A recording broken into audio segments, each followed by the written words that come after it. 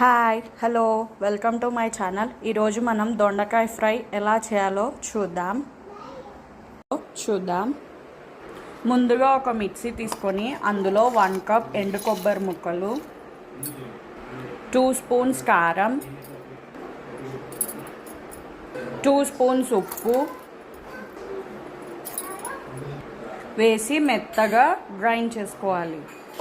ఇప్పుడు ఇందులో వెల్లుల్లి రెబ్బలు కూడా వేసి మెత్తగా గ్రైండ్ చేసుకోవాలి. నేను 2 గడ్డలు తీసుకున్నానండి వెల్లిపాయలు. ఇలా మెత్తగా గ్రైండ్ చేశాక ఇలా ఒక ప్యాన్ తీసుకొని 3 గరిటెల ఆయిల్ వేసి మనం ప్రిపేర్ చేసుకున్న ఎల్లిపాయ పేస్ట్ కూడా వేసి లో ఫ్లేమ్లో ఒక 10 మినిట్స్ బాగా ఫ్రై చేయాలి. ఇది కలుపుతూ ఉండాలండి, లేకపోతే అడుగంటి మాడిపోతుంది. మనకి ఎల్లిపాయ పేస్ట్ అనేది బాగా పొడిగా వచ్చేంత వరకు ఫ్రై చేసుకోవాలండి. లో ఫ్లేమ్లోనే ఫ్రై చేసుకోవాలి, లేకపోతే అడుగంటి మాడిపోతుంది. కలుపుతూ ఉండాలి. చూడండి పొడిగా అవుతూ వస్తుంది. మీరు కలుపుతూనే ఉండాలి, లేకపోతే మాడిపోతుంది. దీనికి ఒక 10 to 15 మినిట్స్ పడుతుందండి ఇది అవ్వనీకి. లో ఫ్లేమ్లోనే చేసుకోవాలి.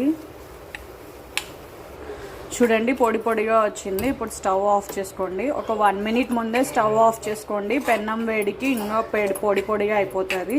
మీరు లాస్ట్లో ఆఫ్ చేస్తే మాడిపోతుంది. 1 మినిట్ ముందే ఆఫ్ చేసుకోండి. అంతే, మనకి ఎల్లిపాయ కారం రెడీ అయిపోయిందండి. ఇప్పుడు ఇంకొక ప్యాన్ తీసుకొని డీప్ ఫ్రైకి సరిపడా ఆయిల్ వేసుకోవాలి. ఇలా ఆయిల్ వేడెక్కాక మనం పొడువుగా చాప్ చేసుకున్న దొండకాయ ముక్కలు వేసి బాగా ఫ్రై చేసుకోవాలి.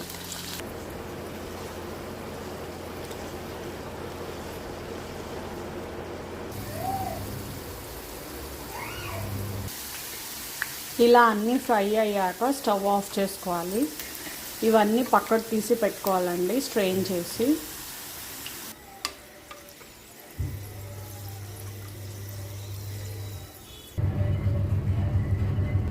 ఇలా అన్నీ పక్కకు తీసి పెట్టుకున్నాక ఈ ఆయిల్ని తీసి వేరే గిన్నెలో వేసుకోవాలి. ఇప్పుడు అదే ప్యాన్లో మనం ప్రిపేర్ చేసుకున్న ఎల్లిపాయ కారం, మనం డీప్ ఫ్రై చేసుకున్న దొండకాయ ముక్కలు, చిటికెడు పసుపు వేసి లో ఫ్లేమ్లో ఒక 1/2 మినిట్ మళ్ళీ ఫ్రై చేయాలి. ఇలా 1/2 మినిట్ ఫ్రై చేశాక స్టవ్ ఆఫ్ చేసుకోవాలి. అంతే, టేస్టీ దొండకాయ fry ready. Thank you for watching. Please subscribe to my channel.